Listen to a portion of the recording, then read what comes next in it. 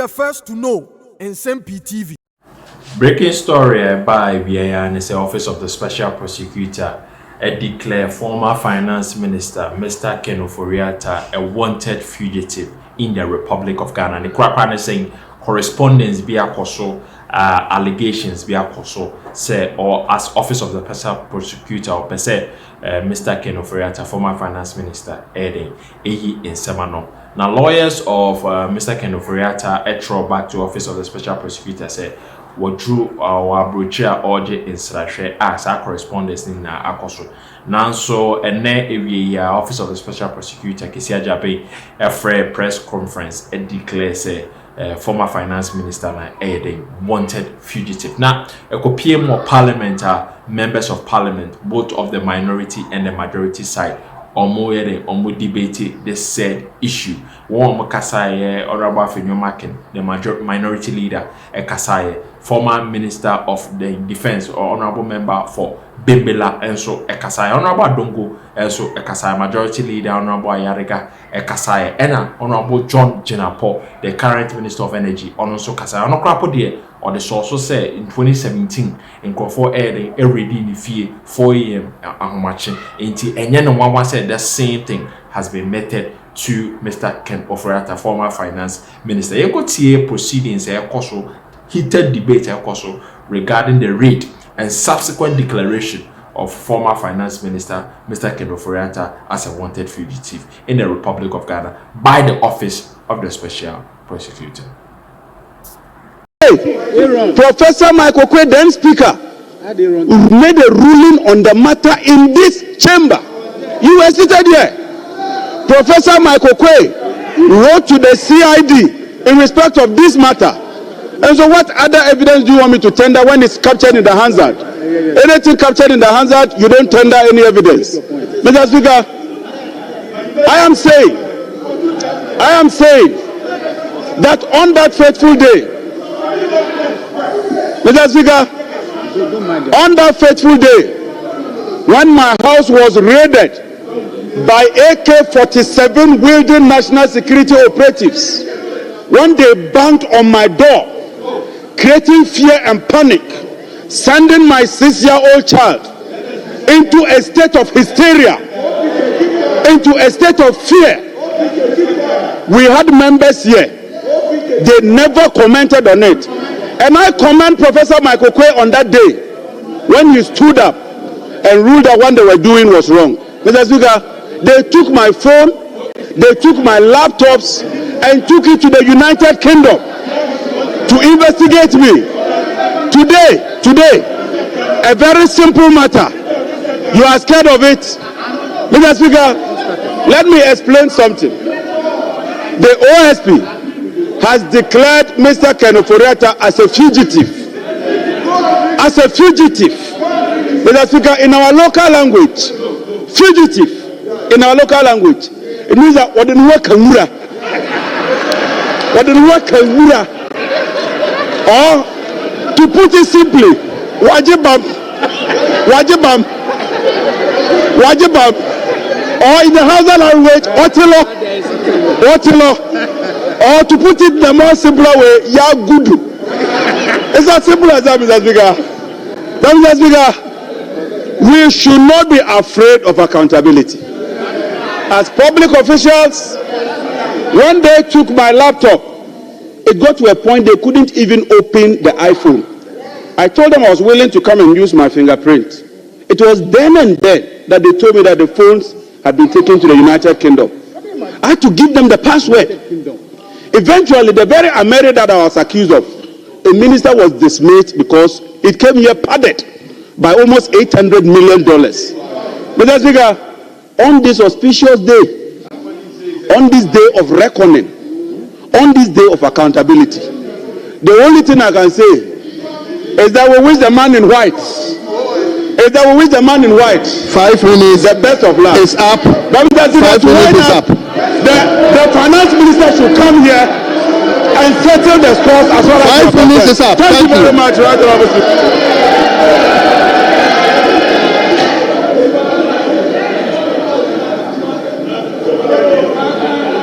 Yes. Honorable Member for Bimbilla, you have 5 minutes. Mr. Speaker, thank you very much for the opportunity. Mr. Speaker, we are building a democracy. The honorable member who just spoke said gun-wielding policemen raided his home. That is what a democracy is. Police people. My brother, you don't use soldiers to raid somebody's home in a democracy. Yes.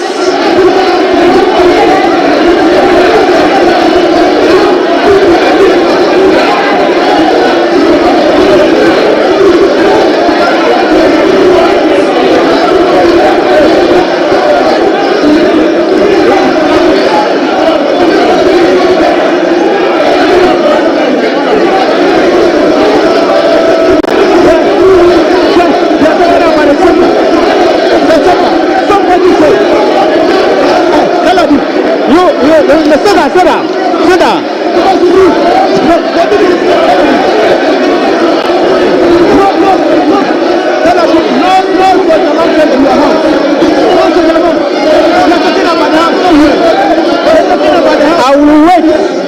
I will wait.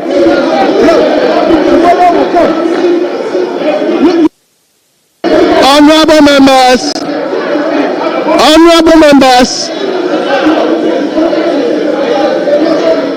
members, I am not giving the floor to anybody on point of order. Please. Mr. Speaker. Please, let's tolerate each other. Please. Mr. Speaker.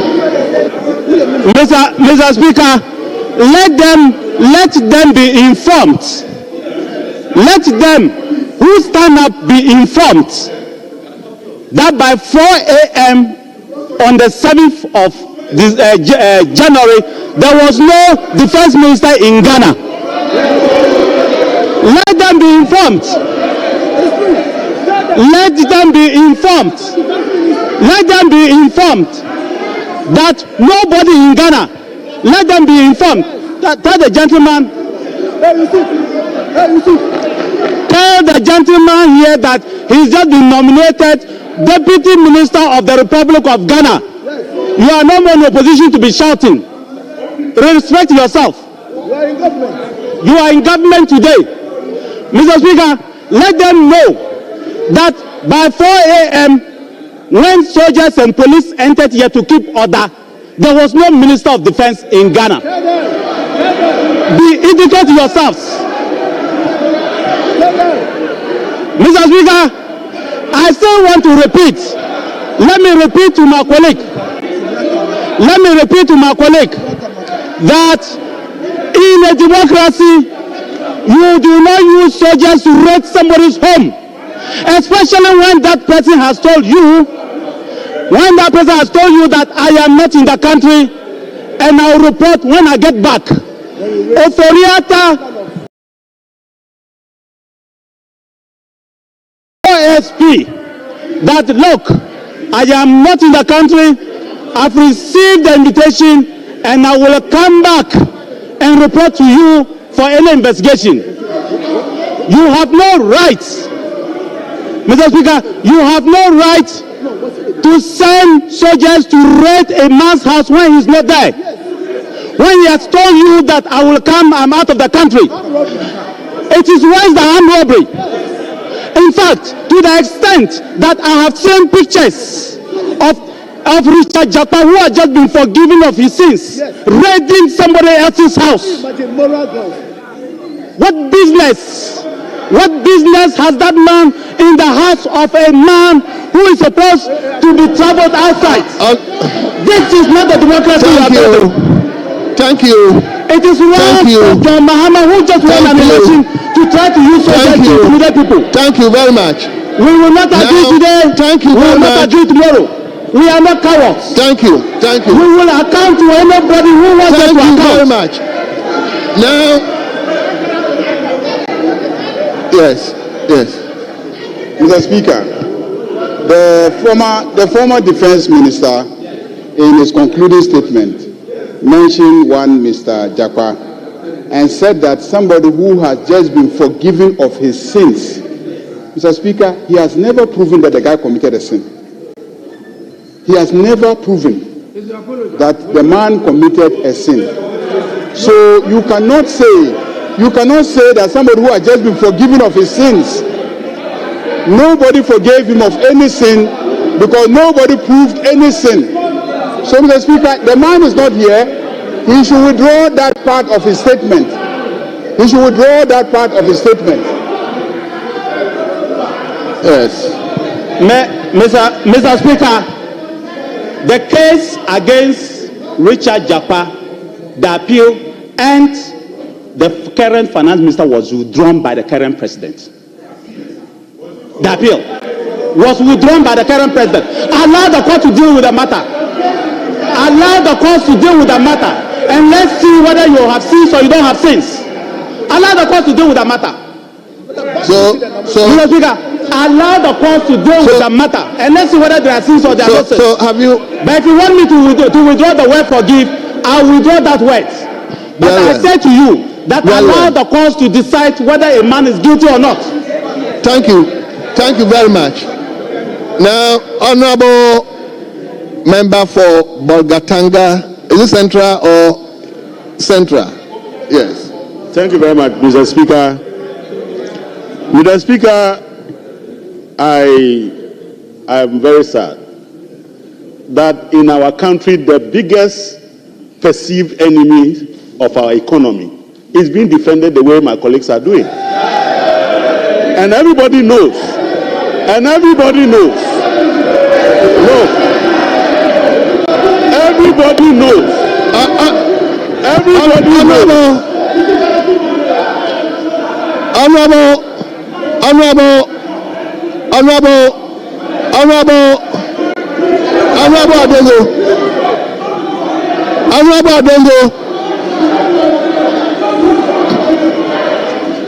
Adongo, how did you come by that? That is the biggest. Mr. Speaker, if that makes him happy, I will withdraw.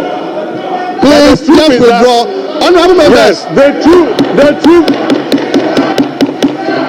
Honorable members, please. Honorable members, please, let's be guided by our own standing orders. This comment should not generate any debate. So please, let's make a statement that will invite no other person to come and challenge your statement. Please, Mr. Speaker, you allowed very contentious, debatable issues to be raised here. And you are now asking me to respond to debatable arguments without debate? Is that what you are saying? You admitted all that debatable documents that you presented here. But I want to say that if you are a Ghanaian and you respect yourself, Ghana has gone into debt restructuring and embarrassed globally. Who did that? Ken Ofori Atta did that. Went through a DDEP. Who did that? Ken Ofori Atta. And so, if you get up to defend this person who has robbed us of our peace and happiness, and you expect me to debate this in a manner that is not debatable, I beg to differ. But Mr. Speaker, the truth is that the OSP has made it very clear that the state did not send anybody to Ken Ofori Atta's house. And that was staged by Ken Ofori Atta's own people. Hold on. Yes, minority leader. Mr. Speaker, with respect. Let the records reflect that this side of the House brought this matter up, questioning the mode of the action taken by state security operatives. Mr. Speaker, Mr. Speaker, the argument being made by now in this chamber, he's aspiring into public office. He's seriously lobbying to be made a deputy minister. Mr. Speaker, he has not even been recognized. It is some of these unguarded statements. That is why he has not been recognized. Mr. Speaker, we are talking about the mode of the raid, the arrest. We are not saying that if the state has evidence against Ken Ofori Atta, you shouldn't try him. Mr. Speaker, if indeed there is an issue against him, the state can try him. Then he can have access to his lawyers.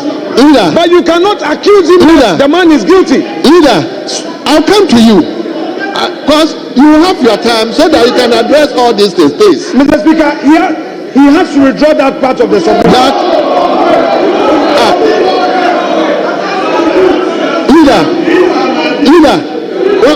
Which part? These are my views. Go on. Yeah, they are my views. The minority leader doesn't tell me what to say in this house. He doesn't dictate to me what I say in this house. And I'm saying that when, as a government, you decided to violate the Public Financial Management Act with impunity, this day was coming, and it has arrived. The Public Financial Management Act is very clear. The Public Financial Management Act is very clear that you cannot commit this state to a multi-year contract without the Minister for Finance himself issuing a commencement certificate. And yet, after he issued a commencement certificate, he was still drawing on contingency fund as if he didn't know about the project. And he thought that you could do that as long as you want. But the subject is that the OSP has spelled out the reasons why he's looking for it. And I'm discussing what the OSP is calling him for. That when he decided to engage in multi-year transactions and refused the approval of Parliament, knowing very well the implications in the Public Financial Management Act, he knew that he would answer for it one day. And that you are now asking us to do what? Not to discuss a fugitive. We shouldn't discuss a fugitive. Is that what you're asking? I have to clean him up even though he's a fugitive. So when you came here, you knew that the product you are selling, you could not sell it. And we warned you. We warned you and you did. You can warn me as long as you want. But the important thing is that the OSP has stated. The OSP has stated that he didn't send anybody. Why are you running away? Why are you running away? Honorable Osenyako. Thank you, Mr. Speaker. Mr. Speaker.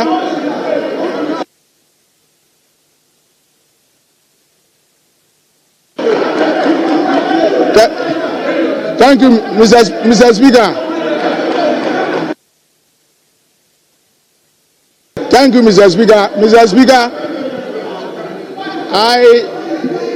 Speaker, Mr. Speaker, I have come in peace. I have come in peace. You've come in peace. Mr. Speaker, you said you've come in peace. Yes. Very well. Let's listen to you. God willing, Ghana will be 68 years this year. Mr. Speaker, we have seen government change all the time. Mr. Speaker, the wrong yesterday is not right today. If we are building a society, if we are building a country, if we are building a nation, Mr. Speaker, we cannot and we should not allow some of these ills to go on in our society. All of us sitting here, we are politicians.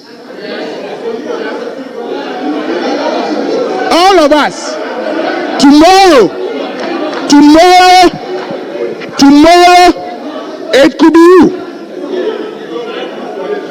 Today, you think it is Mr. Ken Ofori Atta, so it is okay. I will speak against it if it was meted to you.